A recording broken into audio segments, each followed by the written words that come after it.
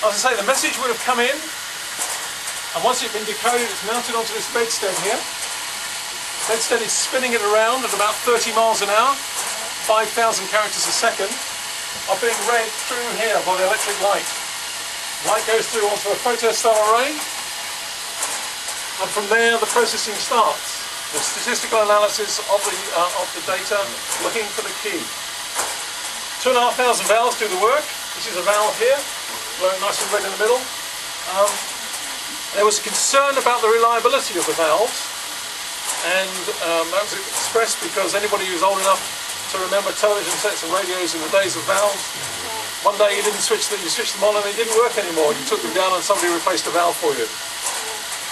Those valves died from thermal shock when you switch them on and switch them off. Once they're at a stable operating temperature, they will work forever.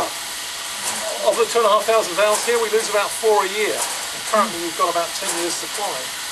I'm reliably told this little white one here is actually used, was actually made in the 1940s during the Second World War, so it's seen service from the war years onwards. But there are lots and lots of them here all around me. All of them you don't want to touch, they've all got nasty high voltages associated with them.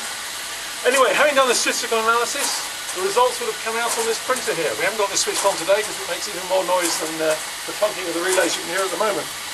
But each time this clunks, it's done one pass of the tape, so it's just doing continual analysis.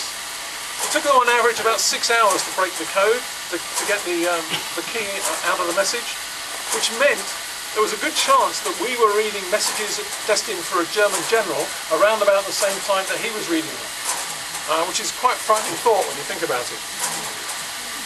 The machine was decommissioned, built by the post office, of course. It was full of post office bits and pieces. All those bits and pieces went back into post office stores at the end of the war and were recycled. By the time we came to build this replica, all of that equipment was coming out to the surplus market because telephone exchanges had gone totally digital.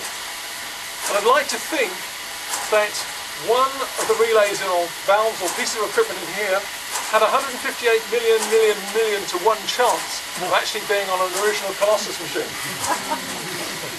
With that thought, we have, as a result of building this and the interest it's developed, we started a computer museum over the back there. It's unfortunately not open today. But we have asked if anybody is prepared to make a contribution towards the running of the museum. There are a few pots across the front here, and we're very grateful for that.